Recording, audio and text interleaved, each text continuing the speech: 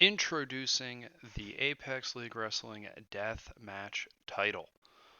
This is a new bloody title for those fun and exciting death matches we've been having lately, mainly highlighted by the Jun Kasai and Rowdy Roddy Piper feud. That was just so much fun that I had to put a title in there.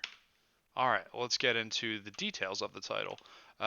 New title for the deathmatch division, which means the matches will be contested under landmine deathmatch, barbed wire deathmatch, and rarely cage death matches. I generally don't find the cage matches fun. They usually end with somebody climbing out really early.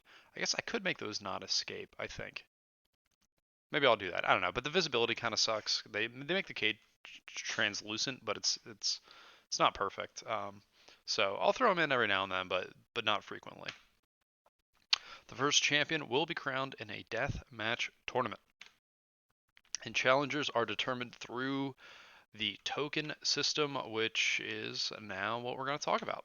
So the token system. Uh, First, I might have copied this from Chikara. I'll be honest, I never really watched Chikara in I've seen matches from there, but I've never just sat and watched shows from them. So I've seen some guy wins and then he walks out with two chips or whatever. And I thought that was a cool idea, so I'm stealing that part of it. I don't know how they implemented it, so I might be bastardizing it. I probably am. Let's get into it. So, the token system only applies to death matches. Makes sense. You can't earn tokens for the deathmatch title in, a singles wrestling match. That just doesn't make sense. You need 3 tokens to challenge for the deathmatch title. All right, let's get into how they're actually earned. If 2 competitors do not own any tokens, then 1 token is awarded to the winner. This makes sense. So let's just make it easy. You have 2 debuting people. Neither obviously can have a token. They fight in a death match, then the winner emerges with 1. Wrestlers will put any tokens they own uh, on in a death match. So um, basically, so okay, let's take the example I just kind of used. You have one person who debuted and they want a death match. They have 1 token.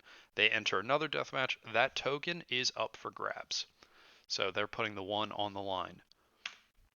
The winner will take all the tokens. So if 2 wrestlers who have 1 token each wrestle each other, the winner gets 2.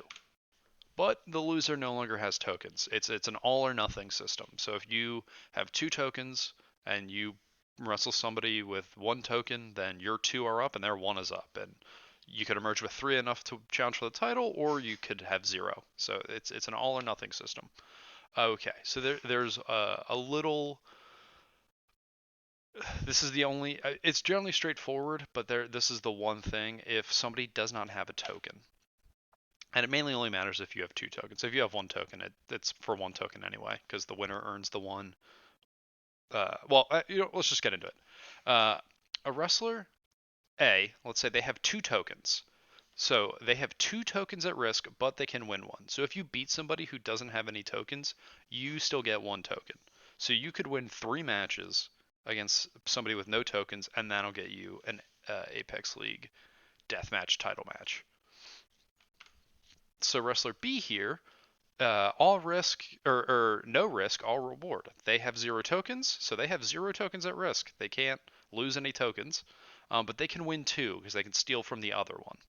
So you can see it's kind of a quasi the tokens available might be a little different, but it'll make sense in practice. I think once you see it. I've worked through samples, and it's pretty straightforward. You'll see. I don't know. I'll have a little graphic that tells you, tokens on the line and stuff like that. So, round 1 of the tournament takes place October 27th. Round 2 and the finals will take place on Halloween, October 31st. All matches will be landmine death matches. This removes the randomness of a barbed wire.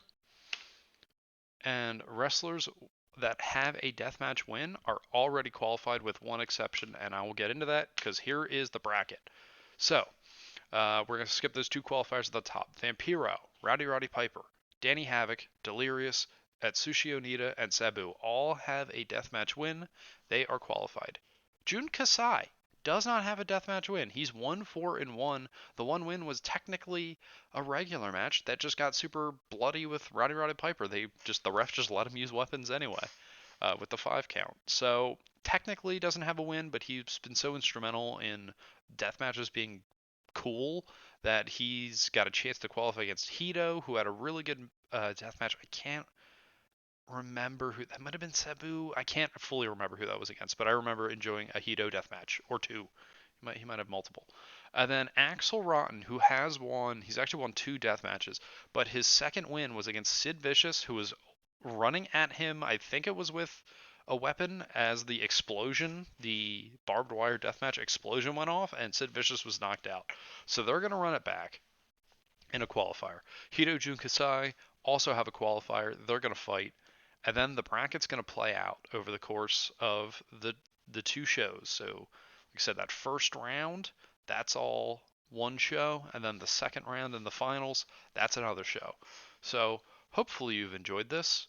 Um, well, actually, I guess this is more informational. Hopefully you've learned and feel good about this. It's enjoying it.